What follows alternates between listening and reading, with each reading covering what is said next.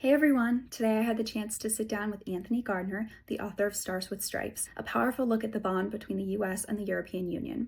We're talking diplomacy, real world issues, and what inspired the book. So let's get into it. The first thing that I wanted to ask you was what inspired you to begin writing, and how has your background influenced your work as an author? What really triggered or inspired me, I should say, was a particular moment when the Democrats lost the election in 2016 and Donald Trump came to power in January 2017. And they came to power saying things about the European Union, which I thought were profoundly misguided. And I had been U.S. ambassador to the EU for 3 years under Obama. And so that started getting me to think about setting the record straight because I had been involved, and not just myself, by the way, all of my predecessors, both Republican and Democratic, had been involved in a lot of important work that showcased what the US and the European Union could do together.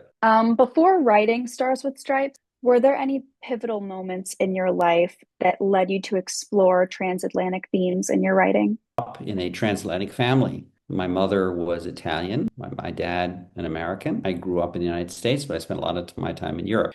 I also was exposed to the European Union very early on. My first job was with the European Commission in the Director General for Antitrust Policy. That was in 1990. And then I stayed on in Brussels to work in a law firm working on EU antitrust policy. And I had studied EU law in law school, so even before then. And I had studied EU at graduate school at Oxford.